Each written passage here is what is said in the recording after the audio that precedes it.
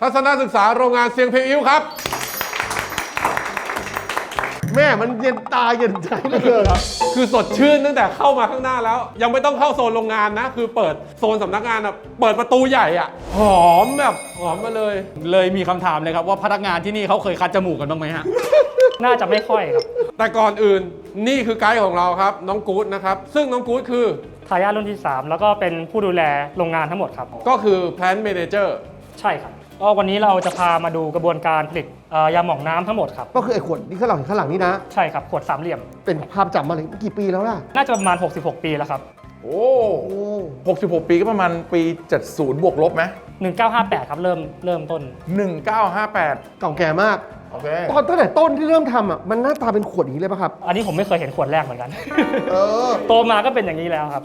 แต่อย่างน้อยต้องมีสัก30 กว่าปีแล้วที่เป็นหน้าตาแบบนี้ถูกไหม ใช่ครั ฮะ บ เพราะผมก็จะจำได้แต่หน้าตาแบบนี้นะ รูปภาพที่อยู่ในตราของเซียงเพอิ้วอ่ะคือ อาเหล่ากงครับ อ๋อ ท่านรุ่นที่1นะครับ ท่านไม่ใช่รุ่นที่ 1 ครับ แต่ว่าลูกของท่านอากงผมเป็นรุ่นที่ อ๋อ คือรูปของรุ่นที่ 1 ใช่ครับ เอ๊ะแต่อย่างนี้ก็เท่ากับว่าจริง ๆ แล้วกู๊ดคือรุ่นที่ 4 แล้วป่ะถ้านับขึ้นไปอีกรุ่นหนึ่ง ถ้านับอาเหล่ากงด้วยใช่ครับ อ่า แต่ถ้าที่ทำตัวยาเนี่ยผมเป็นรุ่นที่ 3 แสดงว่าสูตรมาจากเหล่ากงมาฮะ สูตรไม่ได้มาจากอาเหล่ากงด้วยครับ สูตรมาจากสินแสที่เป็นเหมือนกับคนรู้จักของครอบครัว เหมือนรู้จักกันอยู่ที่เขาพ้นทะเลมาด้วยกันถูกไหมครับ แล้วก็เขาไม่มีทายาทอากงผมก็เลยไปตีสนิทเพื่อเอาสูตรมา ท่านสินแสกรุณามอบสูตรให้กับข้าด้วย เจ้าต้องคุกเข่าที่นี่เป็นเวลา 7 วัน ถ้าคุณสังเกตดี ๆ นะ โฆษณาของเซียงเพอิ้วทุกตัวจะต้องมีเซนส์ของความเป็นจีนอยู่เซียงเพอิ้วเนี่ยแปลเป็นภาษาไทยว่าอะไรครับ ถ้าแปลตรงตัวเลยนะครับ แปลว่าน้ำมันที่ยอดเยี่ยมที่สุด เซียงแปลว่าที่ 1 แล้วก็เพียวอิ้วแปลว่าน้ำมันที่บริสุทธิ์ เพียวไง เฮ้ย P U R E จริงเหรอเนี่ย ใช่ครับ ภาษาจีนคำว่าเพียว กับภาษาอังกฤษมันใกล้เคียงกันมาก ได้สนใจ อ้าว ไปดูไหมอยากรู้แล้วทำยังไง โอ้โห ชื่นกว่าเดิมเยอะมาก อันนี้หอมกว่าเดิมอีก ถ้าคนไม่คุ้นก็จะลืมตาไม่ค่อยขึ้น อันนี้คือห้องอะไรครับกู๊ดครับ อันนี้คือห้องผสมยาครับ ซึ่งเป็นขั้นตอนที่ จริง ๆ แล้วขั้นตอนอันนี้จะเป็นขั้นตอนที่ 2 ขั้นตอนที่ 1 ซึ่งเป็นความลับนะครับ ก็คือเป็นส่วนของการเตรียมส่วนผสมมันจะเป็นห้องชั่งยา ซึ่งเราจะชั่งจากสุดทางเดิน พอเราชั่งเสร็จเราถึงจะขนย้ายมาถึงห้องผสมครับ เอาไหนๆพูดถึงส่วนผสมนะฮะ จริง ๆ แล้วไอ้ยาหม่องน้ำเซียงเพียวอิ้วเนี่ยมันมีส่วนผสมอะไรบ้างครับ ถ้าส่วนผสมทั้งหมดมันมีมากกว่า 10 อย่าง แต่ว่าถ้าเกิดตามหลังกล่องที่ผมสามารถบอกได้นะครับมีอยู่ 5 อย่าง 1 ก็คือเมนทอน 2 แคมเฟอร์ 3 เปปเปอร์มินต์ออยล์ 4 ซินนามอนออยล์น้ำมันอบเชย 5 โคลฟออยล์น้ำมันการพลู ส่วนอินกิเดียนที่เหลือคือความลับทางการค้า ถูกต้องครับ โอเคครับ อันนี้เขาเทอะไรกันอยู่ครับ อันนี้กำลังเทการาบูนครับ อ๋อ เป็นส่วนผสมหนึ่งในยาหม่องน้ำของเรา แล้วไอ้ที่ตอนนี้เรายืนแล้วมันรู้สึกเย็นๆตาไปหมดมันความเย็นมันมาจากอะไรครับ น่าจะเมนทอนกับการาบูนครับ แล้วไอ้ที่อยู่ในถังแล้วคืออะไรครับ ในถังนี้มันจะเป็นเรียกว่าถังพรีมิกซ์ในขั้นตอนการผสมอะครับเราจะแบ่งเป็น 2 ขั้นตอน ขั้นตอนแรกพรีมิกซ์เสร็จแล้วพอพรีมิกซ์เสร็จเราจะไปมิกซ์ถังใหญ่ สาเหตุที่ต้องมีพรีมิกซ์หรือถังเล็กๆ พวกเนี้ยเพื่อที่ว่าจะให้ส่วนผสมอ่ะมันสามารถเข้ากันได้เร็วขึ้นพอเข้ากันได้แล้วเราค่อยปั๊มเข้าไปถังใหญ่ ถ้าเกิดเราเอาไปใส่ถังใหญ่เลยเนี่ยมันจะใช้เวลานานมากกว่ามันจะเข้ากันได้ดี เพราะว่ามันเป็นน้ำมันด้วยป่ะครับ มันเลยช้าหรือว่ายังไงฮะ เพราะว่าปริมาตรมันเยอะครับคือปกติแบตช์หนึงอ่ะ 1,000 ลิตรไอ้ถังเล็กๆอันเนี้ยก็คือถังละ200 ลิตร มีคำถามครับว่าตัวทำละลายคือน้ำหรือน้ำมันครับ ตัวทำละลายก็คือส่วนใหญ่ก็คือเปปเปอร์มินต์ออยล์ครับ แต่ว่าในส่วนผสมของเราอ่ะมีเมนทอนกับการาบูนที่มันมีคุณสมบัติพิเศษ มันเป็นของแข็ง 2 อย่าง ถ้าเกิดมาเจอกันมันจะกลายเป็นน้ำครับ ฮะ อ๋อ อ๋อเหรอครับ ครับ จริงๆ ไม่ต้องใช้ตัวทำละลายก็ได้ สำหรับคุณผู้ดูนะครับที่ไม่เคยเห็นลองเสิร์ชในเน็ตดู มันจะมีเมนทอนซึ่งมันจะเป็นเหมือนผลึกใช่ไหมครับ ใช่ครับ การาบูนเนี่ยจะเป็นเหมือนผงแต่ว่าเม็ดมันจะใหญ่หน่อยไอ้สองอย่างนี้เวลารวมกันกลายเป็นน้ำเหรอครับ ใช่ครับ โอ้ความรู้ใหม่ ลองมาเซิร์ชอย่าไปเซิร์ชเป็นทอสเจอกับเอฟซีโค้กนะอันนั้นไม่เอาอันนั้นเป็นฟู่มาไม่เอา แต่เราเด็กๆเราก็ต้องเคยทำยำหม่องยาดมกันตอนเรียนใช่ป่ะ พวกคุณเคยไหม ไม่ผมไปทางกาวมากกว่า คุยกันต่อนะครับแล้วยังไงต่อครับจากขั้นตอนนี้ พอเราผสมอันนี้เราจะตีให้มันเข้ากันประมาณชั่วโมงครึ่ง พอมันโอเคแล้วเราก็ถึงจะปั๊มไปถังใหญ่ เพื่อจะให้มันกลายเป็นแบตช์เดียวกัน ให้มันเปอร์เซ็นต์เท่ากันนะครับ 1,000 ลิตรเนี่ยครับเวลาเราท ทำเป็นเซียงเทียวอิ้วขวดเล็กๆเนี่ยได้กี่ขวดครับ ก็ถ้าขวดไซส์ที่เห็นเมื่อกี้นะครับ3 cc ก็ได้ประมาณ 333,000 ขวด แสดงว่าจริง ๆ แล้วแบชหนึ่งนี่ขวดหนึ่งนี่ก็ผลิตได้แบบโอ้โห1 วันแล้วอะ ใช่ครับ ประมาณนั้นครับ แต่บางวันก็ถ้าเกิดเร่งมากเราก็มีผลิตมากกว่าหนึ่ง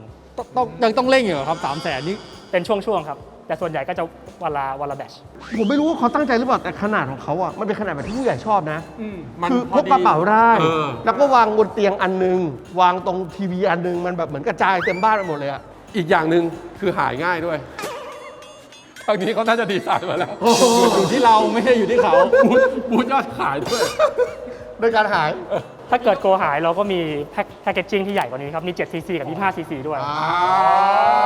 คือตะกี้น้องกู๊ดทักมาว่าเราจะเร่งทำเป็นช่วงๆ บางทีบางช่วงออเดอร์เยอะ ช่วงไหนครับที่มันออเดอร์เยอะ เป็นต้นปีกับสิ้นปีครับที่ออเดอร์เยอะ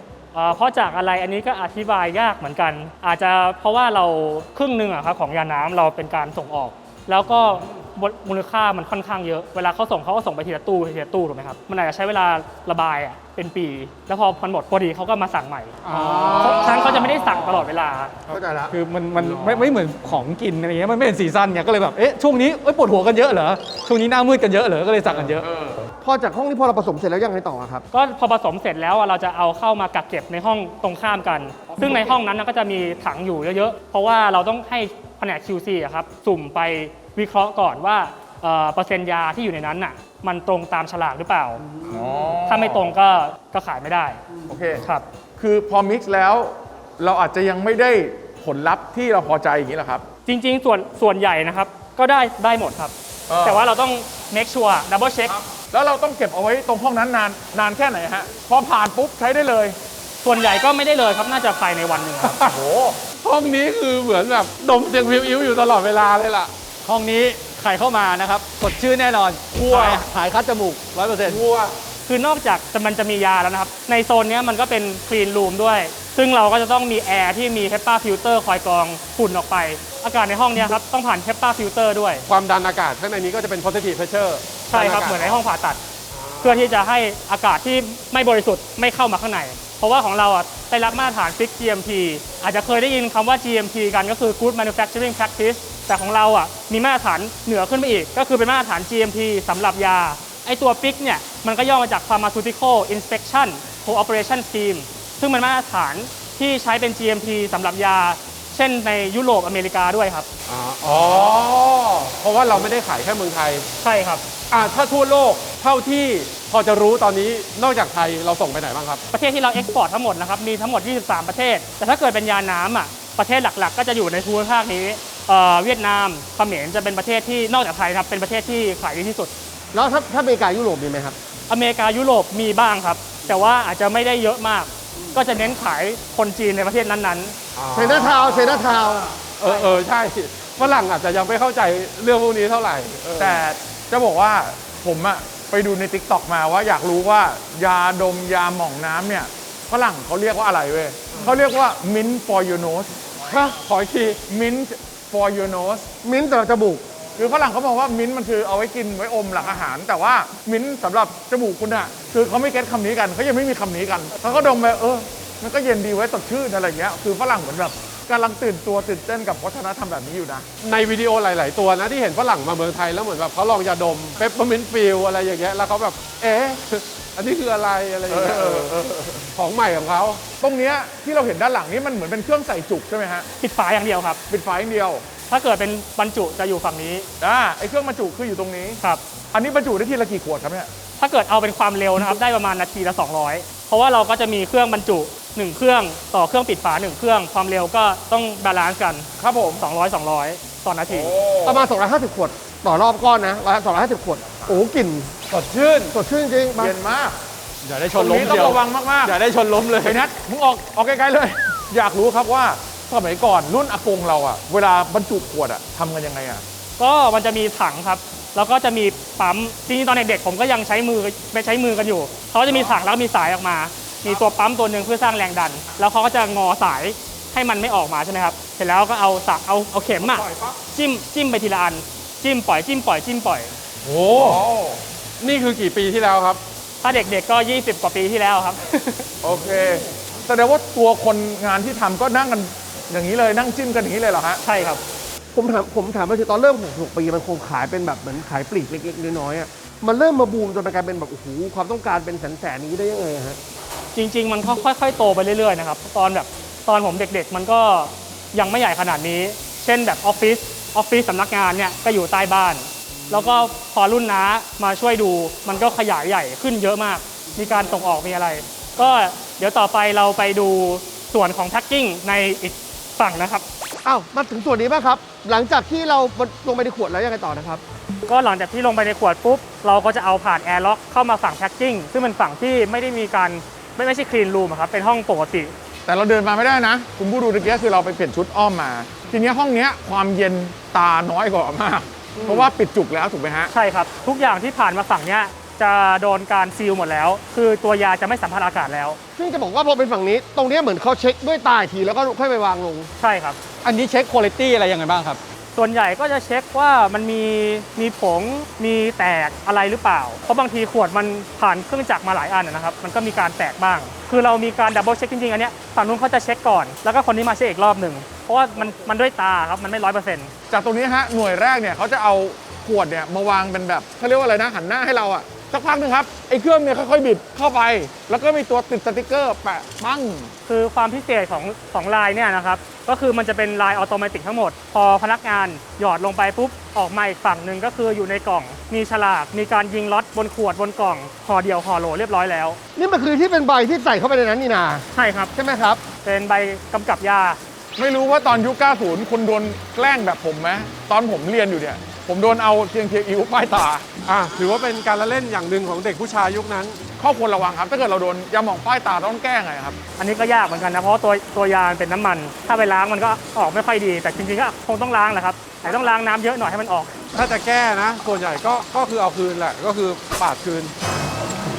แต่ว่ามันเป็นอันตรายขนาดแบบรุนแรงไหมฮะ ไม่ได้เป็นอันตรายมากครับ แต่จะมีระคายเคืองบ้าง ก็แปลว่าเด็กผู้ชายก็เล่นกันต่อไปได้ อย่าเลย ขอร้องขอร้อ ผ ง มชอบวันนี้อ่ะ ผมชอบวันนี้คุณพอขวดมันตั้งเสร็จที่มันก็เอาเหมือนตัวคำแนะนำยาเนี่ยไว้แล้วก็รูปเข้าไปเลย ขวดนี้กี่บาทนะฮะ ขวดนี้ถ้าผมจำไม่ผิดนะประมาณ 25-29 บาทครับ ทุกคนครับ ครับ มีคนเล่นไพ่นกกระจอกครับ ไม่ใช่ไม่นกกระจอกแต่เหมือน มาจ้อง เหมือนอยู่นะ ตอนเรียงอ่ะเหมือนเลย ซึ่งย้ำอีกทีว่าสูตรเสียงผิวอิ้วไม่ได้มาจากเรากงนะครับ ครับผม เป็นเพื่อนเรากงแต่ว่าเป็นความเป็นมงคลเพราะว่าคนจีนจะเชื่อเรื่องแบบการเคารพบรรพบุรุษ นี่ไง เครื่องพวกนี้เราใช้มาน่าจะมี 30 ปีแล้วครับ โดยทั่วไปเครื่องลักษณะนี้เขาจะใช้กับพวกน้ำหอมกับบุหรี่ ซึ่งมันมีมูลค่าเยอะๆ ไม่ค่อยมีคนเอามาทำกับยา เพราะว่ามันเป็นเครื่องที่มันมีห่อไอ้สีแดงๆอันนี้ด้วยใช่ไหมครับ ใช่ครับ ไอ้ที่ตัวฉีก ใช่ ถ้าเกิดไปดูยี่ห้ออื่นคือไม่มีใครเขาทำเพราะว่าเครื่องมูลค่าสูงมาก แต่นี่คือเสียงเพียวอิ้ว ของจริง ตอนนี้ดมกันจนเริ่มหิวแล้ว เราไปที่ห้องชิมกันดีกว่า ไม่มีไปห้องแลบ ตอนนี้เราเข้ามาอยู่ในโซนของ Laboratory นะครับ ซึ่งเจ้าบ้านในโซนนี้ก็คือคุณเพียวนะครับ คุณเพียวเป็นทายาทอะไรกับที่นี่ป่ะครับ ไม่ใช่ค่ะ เป็นพนักงานค่ะ คือตอนสมัครงานชื่อคุณอะไรครับ เพียวรับเลยครับ อ๋อคือเป็นชื่ออยู่ในแบรนด์เนี่ยแหละฮะ ที่แลบมีอยู่หลายคน แต่ทุกคนมีแค่ 3 ชื่อนะ เสียง เพียวอิว จริงๆ ถ้าจะหักมุมเมื่อกี้ต้องเป็นเสียง เพียว เปิ้ลเอาละอิ้วละ ขอโทษนะที่ต้องมาเจออะไรแบบนี้ เอาตรงนี้ก่อนตรงนี้คือเราอยู่ที่ไหนครับ ตอนนี้อยู่ที่พื้นที่ของฝ่ายควบคุมคุณภาพนะคะ ก็จะเป็นห้องแลบวิเคราะห์ยาค่ะ ของเราเนี่ยจะมีอยู่ 2 ส่วนหลักๆ ด้วยกันก็คือส่วนแรกเนี่ยจะเป็นห้องวิเคราะห์ทางจุลชีววิทยานะคะ จะอยู่ด้านนี้เพื่อใช้สำหรับหาเชื้อ แล้วก็ดูความปลอดภัยของยาของเรานะคะ คำว่าหาเชื้อคือการrandom QC จากผลิตภัณฑ์ที่ออกมาใช่ไหมครับ เราเริ่มตั้งแต่วัตถุดิบวัสดุบรรจุที่รับเข้ารวมถึงที่อยู่ในระหว่างการผลิต แล้วก็ตอนที่เป็นสำเร็จรูปแล้วค่ะ ทุกขั้นตอนเลยแล้วก็ยังตรวจสอบความสะอาดของลายผลิต แล้วก็เครื่องมือที่ใช้ผลิตด้วยนะคะ เรียนคุณผู้ดูอย่างนี้ครับ คือเวลาเราไปโรงงานหลาย ๆ ที่ คือเวลารับวัตถุดิบเข้ามา สมมุติเขารับนมมากระป๋องหนึ่งเขาจะตรวจก่อนว่านมนี้ได้คุณภาพไหมแล้วก็โปรเซส1 2 3 4เขาก็จะสุ่มตรวจหมด จนออกมาเป็น finish good ก็สุดตรวจอีกทีหนึ่ง ค่ะใช่ ซึ่ง ค่ะ ที่นี่ก็เหมือนกัน เหมือนกันค่ะ เดี๋ยวนะครับ แสดงว่าห้องนี้เอาไว้ตรวจพวกจุลชีวะอย่างเดียว ใช่ค่ะ พวก ตรวจ สารปนเปื้อนอื่นๆ ก็คือ เราจะมี แย อี ก กห้องหนึ่งถัดไปใช่ค่ะ จะตรวจสารปนเปื้อนแล้วก็ตรวจหาปริมาณตัวยาสารออกฤทธิ์ด้วยค่ะ โอเค ห้องนี้เราอย่าไปเข้าดูให้เขาสะอาดๆไว้ ใช่ครับ ดีไหมเราเดินไปต่อเชิญคุณเพียวเลยครับ ห้องนี้จะเป็นห้องวิเคราะห์ทางเคมีของยานะคะ ซึ่งก็จะใช้ตรวจลักษณะทางกายภาพแล้วก็เคมี ซึ่งตรงเนี้ยค่ะ เวลาวัตถุดิบที่เรารับเข้ามา เราก็จะต้องมาตรวจสอบก่อน แล้วก็จะเห็นว่าวัตถุดิบนะคะจะมีหลักๆที่เราใช้ในตัวอย่างยาค่ะ ก็จะมีอยู่เมนทอนแคมเฟอร์โคบออยล์ซินนามอนออยล์แล้วก็เปปเปอร์มินต์ออยล์นะคะ แล้วก็ที่เห็นเนี่ยก็จะเป็นยาที่อยู่ระหว่างผลิต แล้วก็ยาสำเร็จรูปนะคะ ที่ QC เนี่ยจะต้องไปสุ่มจากลายผลิตมาทุกๆวัน เพื่อมาตรวจวิเคราะห์ปริมาณสารสำคัญในห้องถัดไปนะคะ ส่วนวัตถุดิบตัวเนี้ยค่ะ เวลาเรารับเข้ามาเราจะต้องมีการสุ่มตรวจทุกถัง เพื่อให้มั่นใจว่ามันเป็นวัตถุดิบตัวที่เราต้องการจริง ๆ ไม่ได้มีตัวอื่นปนมาก่อนที่จะเอามาใช้ค่ะ คุณสงสัยเหมือนที่ผมสงสัยไหมว่าน้องเขาทำอะไรอยู่ นานเหมือนกันนะ ใช่ครับ เฮ้ยเป็นสีม่วงแล้ว เฮ้ยมีการเติมสีม่วงหรือ มีการเติมดอกอัญชันลงไปเหรอคะเนี่ย อันเนี้ยค่ะก็จะเป็นเขากำลังหาความเป็นกรดด่างของวัตถุดิบที่รับเข้ามาค่ะ ซึ่งเราจะใช้ตามมาตรฐานของ US Pharmacopoeia แล้วก็ British Pharmacopoeia ค่ะ ซึ่งเป็นตำรายาของประเทศอังกฤษกับสหรัฐอเมริกา เพื่อดูว่ายาเราเนี่ยได้มาตรฐานตามที่เขากำหนดไว้หรือเปล่า อย่างนี้เขาดูความเป็นกรดด่าง ถ้าเกิดว่ามีการเปลี่ยนสีนะคะก็แสดงว่ามันเป็นวัตถุดิบที่เราต้องการค่ะ US Pharmacopoeia US แปลว่า สหรัฐอเมริกา ฟาร์มา ฟาร์มา น่าจะเกี่ยวกับยา น่าจะเกี่ยวกับยา โค วัว เปีย แชร์ ห้องนี้จะเป็นห้องวิเคราะห์เครื่องมือ GC นะคะ ห้อง GC เนี่ยจะเป็นห้องแก๊สโครมาโตกราฟีนะคะ ซึ่งแก๊สโครมาโตกราฟีเนี่ยก็แปลว่าเป็นเทคนิคที่ใช้แยกสารที่อยู่ในสถานะแก๊สออกจากกันค่ะ อันนี้นะคะน้องเขาก็เอาตัวอย่างเนี่ยค่ะที่เตรียมได้จากห้องนู้นอะเอามาเข้าในเครื่องนี้นะคะ แล้วก็ตอนฉีดเนี่ยสารก็จะค่อยๆออกมาตามรูปนี้นะคะ จากนั้นเนี่ยเครื่องก็จะแสดงผลออกมาเป็นรูปแบบนี้ที่เรียกว่าพีคโครมาโตแกรม ซึ่งผลที่ได้เนี่ยค่ะก็จะมีตัวเลขออกมา ซึ่งตัวเลขก็จะเป็นตามเครื่องนี้นะคะ ไอ้ตัวเลขนี่คือเพื่อบอกอะไรครับ อันเนี้ยตัวเลขค่ะก็จะบอกเป็นปริมาณที่วัดค่าของสารสำคัญในยาเราได้ เช่น ซึ่ง มันควรจะมีสารตัวนี้เพื่อ ใช่ ช่วย ส อาม ม การ ติว่า นี้ ต้องมีสารนี้อยู่ 10%เพื่อช่วยอาการนี้ เครื่องเนี้ยก็จะวัดปริมาณออกมาได้ เป็นปริมาณนั้นแล้วเราจะเอาปริมาณมาคำนวณอีกทีนึง เพื่อดูว่าปริมาณที่มีอยู่ในยาของเราอะค่ะ ตรงตามกับที่ระบุที่ข้างกล่องหรือเปล่า ซึ่งก่อนที่จะปล่อยยาค่ะ เราจะต้องวิเคราะห์ก่อนเพื่อให้มั่นใจว่ายาของเราจะมีปริมาณทุกขวดเท่าๆกัน แล้วก็ตรงตามที่ระบุที่ข้างกล่องค่ะ คำถามครับ ตัวเซียงเพียวอิ้วอ่ะมันเป็นน้ำแต่ทำไมเรามาใช้แก๊สโครมาโตกราฟีล่ะครับ เพราะว่าสารสำคัญของเราอะค่ะเป็นสารหอมระเหย ซึ่งคำว่าระเหยก็คือสถานะแก๊สทีเนี้ยค่ะถ้าเครื่องมือที่จำเพาะเจาะจงเนี่ยจะต้องเป็นเครื่องที่สามารถทำให้อยู่เป็นสถานะแก๊สได้ ถ้าเราไปใช้เครื่องอื่นที่ไม่ได้สามารถวิเคราะห์สถานะแก๊สได้ผลที่ได้ก็จะคลาดเคลื่อน ดังนั้นเนี่ยยาที่ไปสู่ผู้บริโภคอะค่ะมันอาจจะเป็นอันตรายได้ถ้าเกิดมันมากเกินไป แล้วถ้าเกิดน้อยเกินไป มันก็อาจจะไม่ออกฤทธิ์ค่ะ ผมเข้าใจอย่างนี้ครับ คือเซียงเพียวอิ้วเนี่ยเวลาอยู่ในขวดมันเป็นน้ำก็จริง แต่ว่าที่เราต้องตรวจเป็นแก๊สเนี่ยเพราะว่าบางทีคนเอาไปดม ใช่สาร แล้วพอมัน เป็นหอมระเหย เป็นหอมระเหยมาปั๊บ ใช่ เราอยากรู้ว่าก่อนที่มันจะเข้าจมูกเนี่ยมันปลอดภัยไหม ใช่ค่ะ มันเป็นไปตามสเปคที่เราต้องการไหม ใช่ค่ะ อ๋อ ผมมองว่าลูกน้ำไม่ได้ คือตอนแรกผมงงว่าแล้วทำไมไม่เอาน้ำมาหยด แล้วก็ดูวิเคราะห์ตัวนั้นไปเลยอ๋อโอ้อันนี้เหมือนแบบคิดแทนผู้บริโภคดีมากครับ ค่ะนี่ก็จะเป็นห้องเก็บยาอ้างอิงนะคะของเรา ซึ่งเราจะเก็บยาทุกล็อตที่ผลิตขึ้นมาในห้องนี้ เพื่อที่จะใช้เป็นตัวอย่างว่าถ้ามีการร้องเรียนว่าทำไมกลิ่นกับสีของยาเราเปลี่ยนไป แล้วก็จะมาเอายาจากห้องเนี้ยค่ะ มาดูว่ามันเปลี่ยนไปจริงไหมซึ่งถ้าของเราไม่พบความผิดปกติเนี่ยก็ต้องไปดูต่อว่าการขนส่งกับการจัดเก็บยาที่ปลายทางอะค่ะเป็นยังไง โอ้เดี๋ยวนะครับ แล้วอย่างนี้เก็บเอาตัวที่นานที่สุดในห้องนี้ เก็บย้อนหลังไปกี่ปีครับ 6 ปีค่ะ โอ้ เพราะว่า เราจะเก็บตามอายุยาแล้วบวก 1 ปี ซึ่งอายุยาของเราอะเต็มที่ก็คือจะเป็นใน 5 ปี ก็เลย แล้วเราจะเก็บ แค่บวก 6 ปี เดี๋ยวห้องสุดท้ายนะคะ ก็จะเป็นห้องเก็บตัวอย่างความคงตัวของยาค่ะ ได้เลยครับ ค่ะ เก็บดูว่ายาของเราอะค่ะ เมื่อเวลาผ่านไปแล้วอะยังได้มาตรฐานตามที่กำหนดไว้ไหมตลอดอายุของยาเลย ซึ่งถ้าเราไม่ได้ตรวจสอบตรงเนี้ยเราก็จะไม่รู้ว่าแล้วยาเราอะมันยังผ่านอยู่หรือเปล่า เพราะเราบอกว่ามีอายุ 5 ปีแล้ว 5 ปีมันผ่านจริงไหม อ๋อ นะคะค่ะ เราก็เลยต้องมีการศึกษาค่ะ อันนี้ก็จะเป็นห้อง walk-in stability chamber นะคะ ก็จะเป็นห้องที่สำหรับเก็บศึกษายาดูความคงตัวทั้งหมดเลยนะคะ ที่เราผลิตขึ้นมา สุสานยา แต่ว่ากลิ่นจะแบบแรงหน่อยกลิ่นยาจะแบบว่าแสบจมูกเดี๋ยวเขาทำ ใช่ครับ โอ้โห เอ้ยโอ้โหอันนี้ สม โอ้ คำ โห ว่า แล้วคุณเพียวเดินเหมือนแบบ อันนี้เราเข้ามาแบบต้องมาเก็บยาทุกวันเดี๋ยวจะต้องเข้ามาดูก็ได้ โอ้โห โอ้โห เฮ้ยแต่อยู่ไปสักพักมันไม่ยังไม่ดีขึ้นเท่าไหร่ ค่ะอันนี้เราก็จะเก็บยาไว้นะคะ ศึกษาทุกๆปีอย่างต่อเนื่องนะคะ แล้วก็จะเก็บตามอายุของยา ซึ่งถ้ายาอายุ 5 ปีอะค่ะ เราก็จะเก็บไว้ 5 ปี เพื่อดูว่า 5 ปีเนี้ยมันยังมีความคงตัวยังได้มาตรฐานอยู่ไหมค่ะ ทำไมบางล็อตต้องคว่ำเข้าไว้ครับ เพราะว่าปัจจุบันเนี้ยค่ะเขาจะมีกฎหมายกำหนดว่าถ้ายาน้ำจะต้องดูว่าถ้าคว่ำขวดมันจะยังคงตัวอยู่ไหมแล้วถ้าหงายขวดจะเป็นยังไงค่ะ เพราะว่าการสัมผัสจะไม่เหมือนกันค่ะค่ะ เพราะคว่ำเนี่ยอาจจะไปเจอฝาข้างบน ใช่ ใช่ไหม ค่ะใช่ค่ะ แต่ถ้าหงายก็เจอขวดข้างล่าง เจอขวดแก้วข้างล่าง ใช่เราก็ต้องทดสอบทั้งคว่ำและหงายสำหรับยาน้ำค่ะ อ๋อ เพราะเรารู้ว่าตัวยาเนี่ยถ้าเจอแก้วอาจจะไม่ทำปฏิกิริยาอะไรกัน ใช่ แต่ถ้าเป็นฝาถ้าคว่ำอยู่ ไปเจอพลาสติก ใช่ค่ะ เก็บไว้ 5 ปี ค่ะ เกิดเป็นพิษกับลูกค้าหรือเปล่า ใช่ ซึ่งทางนี้ยังไม่เคยเจอเคส ใช่ค่ะไม่เคยเจอค่ะ เดี๋ยวนะ เดี๋ยวมาออกไปก่อนข้างนอก ไป คุยไปต่อนะ แต่สุดยอดมากเลย ไม่ไหวแล้วไอ้คุยชวนคุยต่อ เอ๊ะโอ้โหนึกว่าประตูออโต้ คุณเพียวคุณแป๊บนึงคุณเพียวไม่จัดทานเลยเหรอ ไม่ค่ะชินแล้วค่ะ โหนตาแบบไหล ขอโทษนะครับ คุณเพียว ว่าเช็คเผื่อบอร์ดหรือเปล่า ไม่ขนาดนั้นมันไม่เข้าตา สุดยอดเลยนะ เขาบอกแล้วเข้าตาไม่เป็นไร แล้วไอ้บอกว่าสุสานยาเนี่ยครับ คือจริง ๆ แล้วเก็บ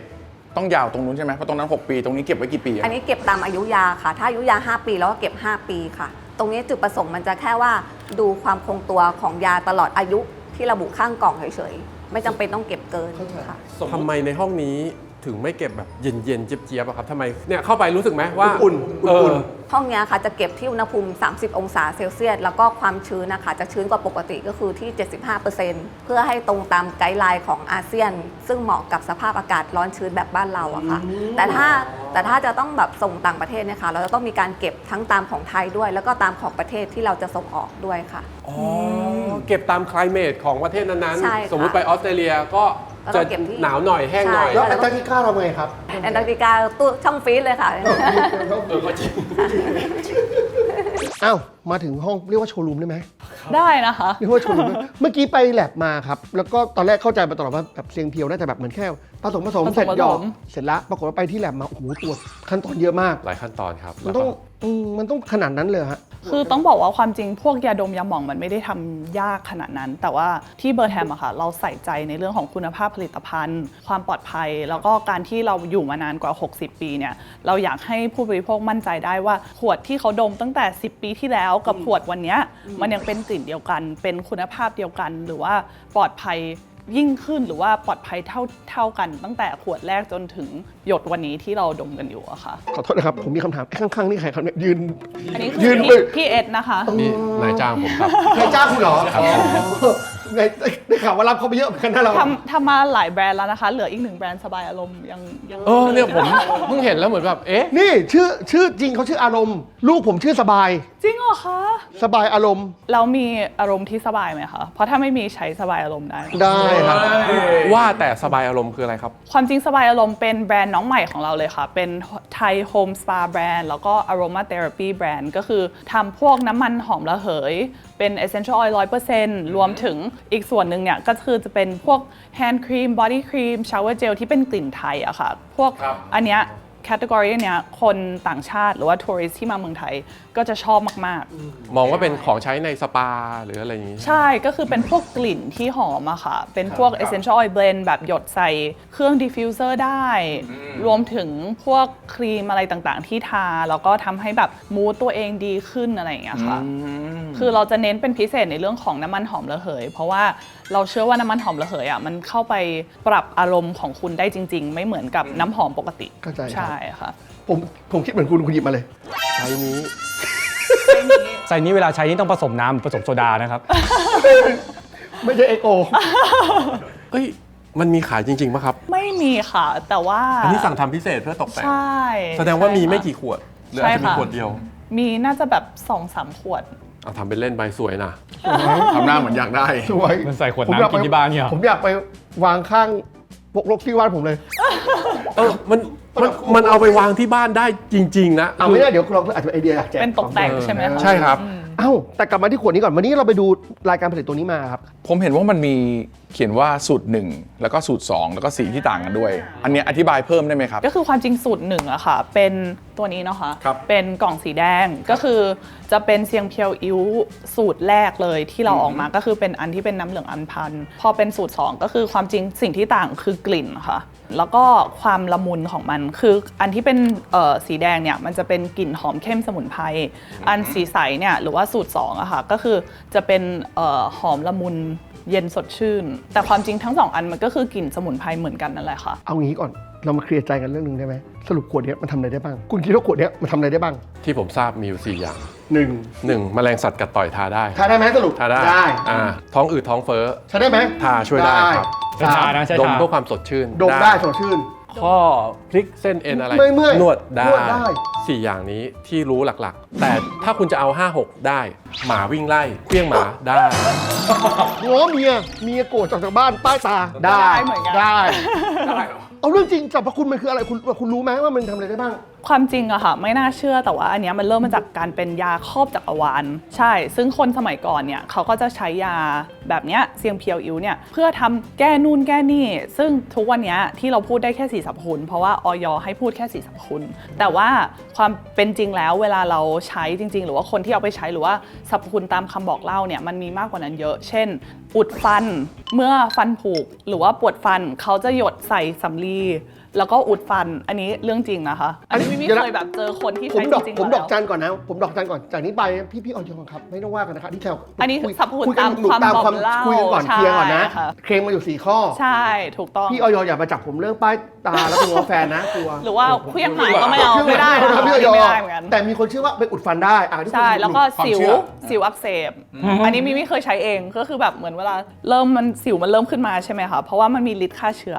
จากเมนทอนใช่เราก็จะทาแต้มสิวแล้วมันก็จะแบบยุบได้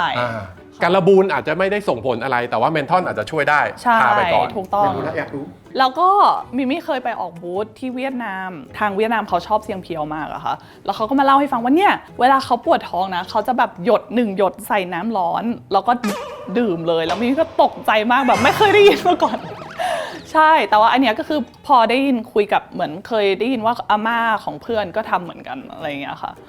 เอาอย่างนี้ไหม มันทำให้เลอ เอาอย่างนี้ไหมตัวเนี้ยผมว่าอยู่ใน TikTok ว่าเซียงเพียวเนี่ยเขาทำอะไรได้บ้างไอเซียงเพียวอิ้วเนี่ยคอมเมนต์มันบอกหน่อยใครที่ดูวิดีโอนี้ TikTok ว่าคุณใช้มันทำอะไรบ้างเพราะมันเป็นยาครอบจักรวาลจริงๆแม่ผมอะคือมานี่แปะผมแบบฮะมานี่แปะมานี่ดมคือแบบเอาจริงไหมจริง เวลาเจ้านายดุก็ช่วยได้เหมือนกัน ยังไงฮะ ก็ทาขมับเลยค่ะทาขมับ ไม่แต่มันงงจริงเอาช่วยบอกในคอมเมนต์หน่อยอันนี้ช่วยกันได้คุยกันหนุกๆแล้วกันอยากรู้ว่าคุณใช้ทำอะไรบ้าง มาอีกอันหนึ่งที่ผมเพิ่งเคยเห็นคือตัวเหมือนจะเป็นบาล์มใช่ไหม เป็น ครับ ครีมค่ะก็คือความจริงในพอร์ตของเซียงเพียวเนี่ยเรามียาหม่องน้ำยาหม่องบาล์มแล้วเราก็จะมีเป็น relief cream ก็คือครีมบรรเทาอาการปวดเมื่อยมียาดมแล้วก็อันใหม่ที่สุดเลยจะมีตรงนี้เป็นยาดมน้ำเซียงเพียวกลิ่นยูคาลิปตัสเป็นลูกกลิ้งมันจะดีมากๆสำหรับคนที่แบบเป็นภูมิแพ้หรือว่าคัดจมูกบ่อยๆหรืออะไรอย่างเงี้ยค่ะแล้วก็ช่วงนี้มันมีแบบ PM 2.5 ใช่ไหมคะแล้วก็ความจริงในเรื่องของเรทของคนไทยที่เป็นภูมิแพ้มันเยอะขึ้นเรื่อยๆเราก็เลยออกตัวนี้มาเพื่อตอบโจทย์ของคนกลุ่มนี้จริงๆแต่ว่ากลิ่นมันก็จะหอมสดชื่นแบบกลิ่นยูคาที่คนแบบคุ้นชินกับมันอยู่แล้วด้วยอะค่ะแล้วก็สุดท้ายเลยเนี่ยความจริงในพอร์ตของเซียงเพียวก็จะมีเซียงเพียวเฮอร์เบิลบาล์มเป็นกลิ่นสมุนไพรไทย4ตัวมีไพรตะไคร้ขิงโหระพาค่ะอันนี้เราก็จะซอร์ซิ่งสมุนไพรจากภาคต่างๆเป็น local sourcing จริงๆอันนี้แกะได้เลยนะคะลองใช้ดูได้มันจะแบบ ใช่ไหมครับ บาล์มแบบเนื้อดีมาก กลิ่นเริ่มต้นคล้ายๆกัน มีความเมนทัลมีความเย็นมีความการบูนทั้งหลาย แต่จบแล้วมีแบบตะไคร้นิดๆแต่ไม่ได้เยอะมากนะฮะไม่ได้ คือ เข้ม เรา มาก ไม่ได้ใช้น้ำหอมอะค่ะคือหลายๆเจ้าอื่นๆเนี่ยบางทีเขาจะใช้น้ำหอมแต่อันนี้เราใช้สารสกัดจากตะไคร้จริงๆ เป็นแบบ natural extract ถ้ารอไม่เหมือนยาหม่องเลยเนาะมัน ใช่ เหมือน ตอนนี้เหมือนเธออยู่เคาน์เตอร์แบรนด์น่ะจริตจักรเธออยู่เคาน์เตอร์แบรนด์มากกินอะไรอ่ะ อ๋ออันนี้เดี๋ยวก่อนยาดม น่าจะอ่อน เคยเห็น ไปแล้วมั้ง ยาดมวันใหม่ยังคะคืออันนี้ เป็นแบบ innovation packaging เดี๋ยวแป๊บนึงนะคะขอ ไม่ใช่ไซส์นี้ใช่ไหมครับ ไม่ใช่อันนี้คือเป็นอันนี้ โอเค แต่ว่าสิ่งที่เราทำเนี่ยคือเราทำให้มันประกบเติมได้ ประกบเติม ใช่อย่างนี้แล้วเราก็คือ โอ้โหใช่ไหมมันพอดีเล เฮ้ ย คือมันไม่ใช่แค่ว่ามันแปะรูลงไปได้นะ มันมีกึกด้วยเหมือนแบบ อ่า เหมือนมันล็อกตัวกันได้นิดๆ ใช่ นะ หนุ่มจมูกไม่ดีหนุ่มลองดมดิดมมันเป็นไงมันเอ็กต้าไหม กำลังดี วันนี้เขาจะเป็นคนจมูกกลิ่นไม่ค่อยได้นี่ต้องเติมหน่อย โอ้โหนี่เข้มนะสำหรับผมอะ ใช่ อีกอันนึงที่เราเปลี่ยนของหลอดยาดมอันเนี้ยค่ะ คือถ้าเกิดสังเกตข้างๆเนี่ยมันจะมีความกว้างของรูที่ใหญ่ขึ้น ซึ่งเราคิดมาแล้วว่ามันคือ air flow ที่แบบแรงขึ้นโดยที่ไม่ต้องปรับสูตรยาดมเสียงเพียว ถ้าคุณจะดมเอาอากาศให้ได้สารหอมระเหยออกมาเยอะๆอ่ะ มันไม่ใช่ว่าคุณเอาไปใส่ไว้ในท่ออะไรสักอย่างแล้วก็ได้ มันต้องมีรูให้อากาศเข้าจากด้านล่าง แล้วโฟลขึ้นด้านบน ครับ น่าจะเป็นวิศวกรที่ออกแบบพวกรถเทอร์โบ ใช่ ว่าจะมีใช้วิธีการเดียวกัน ครับ คือลมที่เข้ามาทดแทนต้องเยอะพอกัน ด้วยเสียงเพียวทั้งหมด as a brand เลยอะค่ะ ที่เราทำมาทั้งหมดเนี่ยเพื่อตอบโจทย์เรื่องการบรรเทา เรามี 3 แบรนด์อยู่ในพอร์ตของ b e r t h a m ถูกไหมคะ เราผลิตทั้งเสียงเพียว มีทั้ง Peppermint Fill มีทั้งสบายอารมณ์ เสียงเพียวเนี่ยเราจะเน้นในเรื่องของ functional benefit ก็คือตอบโจทย์เรื่องการบรรเทาจริงๆ ส่วนพอมาเป็น Peppermint Fill เนี่ยเราพูดถึงเรื่อง refreshment สดชื่น คลายเครียดเหมือนทำให้รู้สึก refresh ขึ้นมาในแต่ละวัน อาจจะความจริงมีสรรพคุณตามแก้วิงเวียนอะไรอย่างนี้ไหมก็คือมีแต่ว่าในคอมมิวนิเคชันหรือว่าการที่เราทำมาร์เก็ตติ้งอะไรออกไปเนี่ยมันก็คือคนละแบบกับเสียงเพียวเลย แต่พอเสียงเพียวเนี่ยเราอยากเน้นย้ำจริงๆว่าเราตอบโจทย์เรื่องการบรรเทาสินค้าอะไรใหม่ๆที่เราออกมาเนี่ยก็ต้องเน้นย้ำในเรื่องของ functional benefit ที่มันจะเข้าไปแก้บรรเทาผู้บริโภคจริงๆในทุกๆผลิตภัณฑ์ค่ะ มีข้อสงสัยครับว่าตรงเนี้ยอันนี้คือมันเป็นสูตรอะไรบ้างครับ ความจริงถ้าเกิดดูกล่องแดงอะค่ะมันคือยาหม่องน้ำเสี่ยงเพียว25 cc ก็คือขวดใหญ่ที่สุดที่เรามีนะแต่ว่าที่เห็นว่าฉลากต่างกันเนี่ยค่ะมันเป็นประเทศที่เราส่งออกไปแต่ละประเทศ ซึ่งแต่ละประเทศเขาก็จะมีออยที่ไม่เหมือนกันมี requirement ต่างๆ ที่ไม่เหมือนกันดังนั้นเราก็จะต้องเปลี่ยน packaging ตามประเทศของเขาอะค่ะ โอ้เราส่งกี่ประเทศ บางทีมีภาษาตอนนี้เราส่งออกมากกว่า23 ประเทศค่ะ แต่ที่สังเกตเห็นคือเกือบจะทุกฉลากนะสมมุติตรงนี้มี6ใช่ป่ะ5ฉลากจะมีภาษาไทยอยู่ใช่ไหม ใช่ ครับนี่ยไทย คือเรายัง ไท คีปเรื่องของความเป็นไทยของเราอยู่ เพราะว่าวิชั่นของ b e r t h a m เนี่ยค่ะคือเราอยากเป็นองค์กรหรือว่าแบรนด์ไทยที่อยู่ในเวทีโลก คือเราเชื่อว่าคนไทยทำได้ แล้วเราเข้าไปสู้ในเวทีโลกได้ ดังนั้นเนี่ยไม่ว่าจะเป็นเสียงเพียว Peppermint Fill หรือสบายอารมณ์เนี่ยเราก็หวังว่าเราจะเป็นเหมือนตัวแทนคนไทยคนหนึ่งที่สามารถแบบขึ้นไปอยู่ในเวทีโลกได้ทำให้ฝรั่งหรือว่าคนต่างชาติเนี่ยหันกลับมามองว่าเฮ้ยอันนี้มันแบรนด์คนไทยเหรอวะอะไรอย่างเงี้ยเราก็เลยคีปความเป็นไทยในทุกๆผลิตภัณฑ์ของเราอะค่ะ สุดท้ายนี้นะครับก็ขอเป็นตัวแทนของทาง b e r t r a m นะครับฝากน้ำดื่มนะครับ ไม่ใช่ อ้าวดีครับได้มาดูนี่ต้องขอบคุณมากๆขอบคุณทุกคนนะครับที่บริษัทเปิด ขอบคุณนะคะ โรงงานให้ดูอยากเห็นมานานแล้วว่าไอ้ที่เราเห็นที่บ้านมันทำยังไง แล้วอย่าลืมนะคอมเมนต์บอกหน่อยว่าคุณใช้เสียงเพียวทำอะไรบ้าง อยากรู้ แต่ย้ำอีกทีนะครับ พี่ออยเราเคลมแค่4 4 อัน นะครับ ไม่เป็นไรว่าไว้ แต่ที่เหลือคือเหมือนแบบ use at your own list นะครับ ที่เหลือเป็นเรื่องคอมเมนต์นะครับ ไม่เกี่ยวกับพวกเรานะครับ เออ